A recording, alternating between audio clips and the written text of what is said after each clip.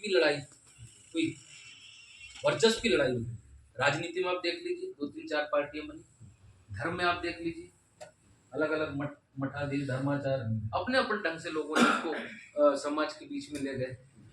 आप सांस्कृतिक उसमें देख लीजिए, अभी मरकाम जी बता ही रहे थे, वो ऐसा गाना गा रहा है, वो वैसा कर रहा है। पहले किकरी लेके अपना वो मरावी गाता था, प्रेम सा मरावी, है ना। तो हमने शुरुआती दौर में जब मरकाम जी भोपाल में रहते थे, मैं समझता हूँ बहुत बहुत शुरुआती दौर में हम लोगों ने इस मुहिम को जोड़ा में, और चूंकि इन सब चीजों में शिक्षा और योग्यता बहुत जरूरी है।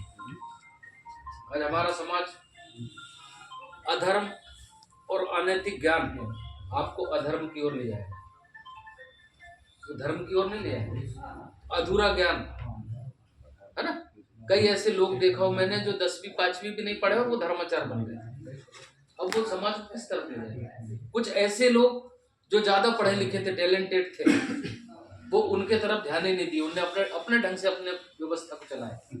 तो ये ढेर सारी तमाम चीजें हुई। मैं धन्यवाद दूंगा मरकाम जी और आप सबकी टीम को कि आप लोगों ने कम से कम इस और समय रहते ये प्रयास किया, क्योंकि आज तो आपको बंधक बना, कल को खून खच्चर भी होने वाला है। ये वर्चस्व की लड़ाई हो रहेगी, क्योंकि वहां राजनीति भी है बीच में। बताया ना, मैं वही जमीन से बताया मैं, तो ये कहाँ से निकली और कौन कौन से सिस्टम है उसमें। अब बीच में लोग कंगाली जी के साहित्य को लाते। कंगाली जी के साहित्य में कहीं गोंडी भागवत का, कथा का या दुनियादारी का उल्लेख नहीं है भैया। आप साहित्य पढ़िए उनका, बिल्कुल सीधा सिंपल साहित्य, जैसे मरकाम जी बताया ना, नेचर, उसको प्रैक्टिकल करके उन्होंने वो किया। चूंकि वो पढ़े लिखे थे, बैंक मैनेजर थे, तो उन्होंने समाज को ऐसी चीज परोसा, वो जब तक जीवित रहे गलत चीजें उनके सामने नहीं आई। हम लोग कछारगढ़ गए, वहां वो खुद चलते थे, और किसी ने अगर गलत साहित्य लिखा उसको फाड़ के फेंक देते थे, उसको समाज में चलन में नहीं आने देते। लेकिन सिस्टम नहीं होने के कारण ढेर सारी चीजें बहुत आगे बढ़ गई। राजनीति को भी हम देखेंगे, पीछे मुड़ के देखते तो हम बहुत पीछे हो गए। हम धर्म की तरफ जाते हैं, धर्म में भी हम लोग देख रहे हैं ऐसे ऐसे लोग आगे बढ़ गए जिनका कोई औचित्य नहीं, अंधविश्वास की उस समाज को लेके जा रहे हैं। तो वो चीजें खत्म करने के लिए बहुत बढ़िया प्रयास है, और हम छोटे छोटे लोग लड़ रहे हैं। अभी सिवनी में कल परसों दिग्विजय सिंह और वो इकट्ठी बैठे थे, कौन, मुख्यमंत्री।